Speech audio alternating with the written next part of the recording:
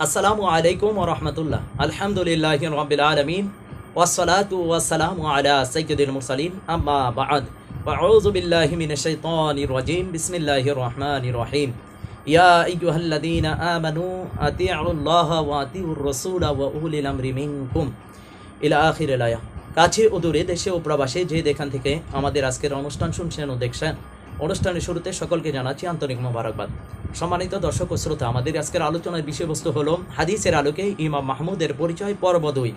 প্রথম পর্বে আমরা ইমাম মাহমুদের ব্যাপারে কয়েকটি হাদিস বর্ণনা করেছিলাম। আজকে আমরা দ্বিতীয় পর্বে 5টি হাদিস আপনাদের সামনে উপস্থাপন করার ইচ্ছা রাখি। ওয়া মা তাওফিক ইল্লা বিল্লাহ। প্রথম হাদিসটি আপনারা যেটি পাবেন আসরে জুহরি 187 পৃষ্ঠা, তারিখে দিমাশক 233 পৃষ্ঠা, ইলমে তাসাউফ 130 পৃষ্ঠা, ইলমে রাজেন 313 পৃষ্ঠা, বিহারুল আনোয়ার 117 পৃষ্ঠা, যেটির মধ্যে হযরত জাফর সাদিক রাদিয়াল্লাহু তাআলা আনহু থেকে বর্ণিত। তিনি বলেন, আখিরি জামানায় ইমাম মাহদির পূর্বে ইমাম মাহমুদের আত্মপ্রকাশ হবে। সে বড় যুদ্ধের শক্তির যোগান দিবে। তার জামানায় মহাযুদ্ধের বজ্রঘাতে বিশ্বের অধঃপতন হবে। বিশ্ব এই সময়ে ফিরে আসবে। সে তার সহচর বন্ধু সাহেবে কারানকে সাথে নিয়ে যুদ্ধ পরিচালনা করবে, যে বেলাল ইবনে বারার বংশোদ্ভূত হবে। তোমরা তাদের পেলে জানবে ইমাম মাহদির প্রকাশের সময় হয়েছে।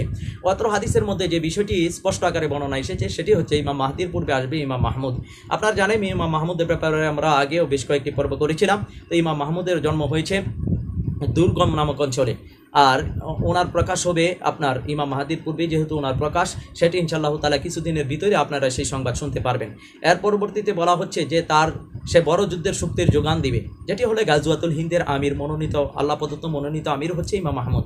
এরপরে হচ্ছে তার জমানায় বজ্রাঘাতের আঘাতে বিশ্বের অধঃপতন হবে। বিশ্ব এই সময় ফিরে আসবে, অর্থাৎ আবার আগের জমানায় ফিরে যাবে। আপনারা জানেন, একটি আলোচনাতে আমরা বলেছিলাম যে 2025 সালের পরে পৃথিবীর আধুনিকতা, টেকনোলজি ধ্বংস হয়ে যাবে।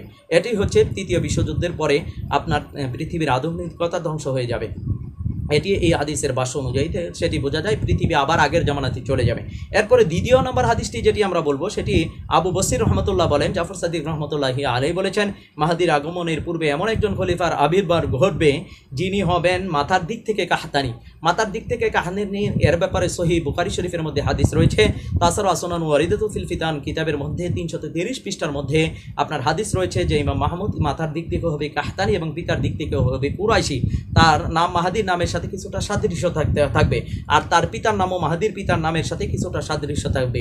আমরা জানি মাহদির নাম হচ্ছে মুহাম্মদ, আর মাহমুদের নাম হচ্ছে মাহমুদ। মুহাম্মদ শব্দের অর্থ প্রশংসিত, আর মাহমুদ শব্দের অর্থ হচ্ছে প্রশংসিত। এরপরে আমরা জানি মাহদির বাবার নাম হবে আবদুল্লাহ, আর ইমাম মাহমুদের বাবার নাম হলো আব্দুল কাদির। এই হাদিসটি আপনারা পারবেন ইলমে তাসাউফ 128 পৃষ্ঠা, তারিখে দিমাশক 232 পৃষ্ঠা।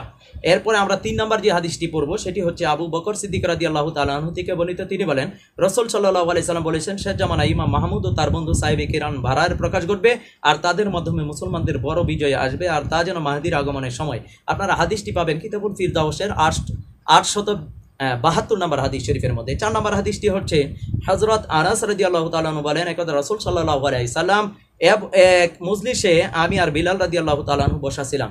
সেই সময় আল্লাহ রাসূল সাল্লাল্লাহু আলাইহি সাল্লাম বিলাল রাদিয়াল্লাহু তাআলা আনহুর কাঁধে ডান হাত রেখে বললেন, হে বেলাল, তুমি কি জানো তোমার বংশে আল্লাহ এক উজ্জ্বল তারকার জন্য দিবে, সে হবে সে সময়ের সবচেয়ে সৌভাগ্যবান ব্যক্তি। অবশ্যই সে একজন ইমামের সহচর হবে। রাবি বলেন, সম্ভবত রাসূল সাল্লাল্লাহু আলাইহি সাল্লাম বলেছেন সেই ইমামের আগমন হবে ইমাম মাহদির পূর্বেই। তো দেখুন, এখানে সাহিবে কারানের কথা বলা হচ্ছে। সাহিবে কারান অর্থই হচ্ছে যুগের সৌভাগ্যবান ব্যক্তি, আর যিনি হচ্ছেন ইমাম মাহমুদের সহচর বা বন্ধু। ওনারও জন্ম হয়ে গেছে, জিনার প্রকাশ আপনারা কিছুদিনের মধ্যেই ইনশাআল্লাহ জানতে পারবেন। এরপরে 5 নম্বর হাদিসটি আমরা যদি বলি, সাহল ইবনে সাদ রাদিয়াল্লাহু তাআলা আনহু থেকে বর্ণিত। তিনি বলেন, রাসূল সাল্লাল্লাহু আলাইহি সাল্লাম বলেছেন, অচিরেই পূর্ব দিকে এক ফিতনার সৃষ্টি হবে, দ্বিতীয় কারবালা, আর তা হবে মুশরিকদের দ্বারা, মালাউন বাহিনী এবং মুনাফিক বাহিনীর দ্বারা। তখন মুমিনদের একটি দল তাদের বিরুদ্ধে যুদ্ধ করে বিজয় আনবে, আর তাদের সেনাপতি হবে ওই সময়ের সবচেয়ে সৌভাগ্যবান ব্যক্তি সাহিবে কারান, আর তাদের পরিচালন করবেন একজন সহচর যার নাম হবে মাহমুদ। অবশ্যই তারা মাহদির আগমনের বার্তা নিয়ে আসবেন। এই হাদিসটি আপনারা পারবেন ইলমে তাসাউফ 1253 নম্বর পৃষ্ঠা, কিতাবুল ফিরদাউস 754 নম্বর হাদিস, ইলমে রাজেন 347 পৃষ্ঠা। এই 5টা হাদিসের মধ্যে কিন্তু স্পষ্ট ইমাম মাহমুদের ব্যাপারে আলোচনা এসেছে। অনেকেই বলেন ইমাম মাহমুদের ব্যাপারে হাদিস অন্যান্য আলেমরা বলে না কেন। আমার কথা হচ্ছে, অনেকেই ওনার ব্যাপারে হয়তো পড়াশোনা করে নাই। আপনারা যারা পড়াশোনা করেন নাই, আমরা যেই সমস্ত হাদিস গ্রন্থের নামগুলো বললাম সেগুলো আপনারা তালাশ করে দেখুন। তারিখে দিমাশক আপনারা পড়ে দেখুন। তারিখে দিমাশক আমাদের কাছে রয়েছে। ইলমে রাজেন বিহারুল আনোয়ার 110 খণ্ডেও আমাদের কাছে মজুদ রয়েছে ইনশাআল্লাহ তাআলা। এরপরে আপনার আসুনান ওয়ারিদাতুল ফিল ফিতান, এই হাদিসটি আমাদের মধ্যে রয়েছে, কিতাবুল ফিতান সেটিও আমাদের কাছে রয়েছে। এইভাবে হাদিসের গ্রন্থগুলো পর্যায়ক্রমে আমাদের হস্তগত হচ্ছে ইনশাআল্লাহ তাআলা। এই সমস্ত হাদিস গ্রন্থের মধ্যে কিন্তু ইমাম মাহমুদের ব্যাপারে স্পষ্টই হাদিস রয়েছে। এখন কথা হচ্ছে ইমাম মাহমুদের ব্যাপারে আস্তে আস্তে মানুষ জানছে। এখন অনেকেই বলে যে অন্য আলেমরা বলে না কেন। আমার কথাটা হচ্ছে, যখন আল্লাহ রসুল সাল্লাল্লাহু আলাইহি সাল্লাম নবুয়ত প্রকাশ করেছিলেন, তখন কিন্তু আল্লাহ রসুল সাল্লাল্লাহু আলাইহি সাল্লামকে সারা পৃথিবীতে একসাথেই চিনেনি। আস্তে আস্তেই কিন্তু আল্লাহ রসুল সাল্লাল্লাহু আলাইহি সাল্লামের নবুয়ত প্রকাশ হয়েছে। আল্লাহ রসুল সাল্লাল্লাহু আলাইহি সাল্লামের নবুয়তের প্রকাশ হতেই গিয়ে কিন্তু অনেক সময় লেগেছে। আপনারা জানেন 12 বছর পর্যন্ত কিন্তু মুসলমানদের সংখ্যা 100-র ঊর্ধ্বে ছিল না। আপনার প্রায় 10টা বছর পর্যন্ত মুসলমানদের সংখ্যা খুবই কম ছিল। আপনার বদর যুদ্ধ যখন হয়েছিল মাত্র 313 জন মুসলমান ছিল। ওই সময় তো মুসলমানদের সংখ্যা তো বেশি ছিল না, মাত্র 313 জন। আর যারা ইসলাম ধর্ম প্রথম অবস্থায় গ্রহণ করেছিল তারা কিন্তু বড় আলেম ছিল না। আপনারা জানেন আবু জেহেল, সে কিন্তু আবুল হেকেম ছিল, জ্ঞানের পিতা। উতবা সাইবা মুগিরা, তারা তৎকালীন সময়ে কিন্তু সবাই ধর্মযাজক ছিল, তারা বড় আলেম ছিল, তারা সমাজ পরিচালনা করতো, দেশ তাদের কথাই চলতো, উঠতো বসতো। তারা কিন্তু এট ফার্স্ট ইসলামের ছায়াতলে আসে নাই। কারা আসলো এট ফার্স্ট ইসলামের মধ্যে? আসলো আবু বকর। বকর শব্দের অর্থ হচ্ছে ভুকা। এই ভুকা ব্যক্তিটি ইসলামের মধ্যে এসে তার উপাধি হলো সিদ্দিক। ইনি বোকা ব্যক্তিটাই ইসলামের মধ্যে এসে তার সম্মান এত বেশি বেড়ে গেল, সে খলিফাতুর রসুল হয়ে গেল, ইসলামের প্রথম খলিফা হয়ে গেল। সুবহানাল্লাহ।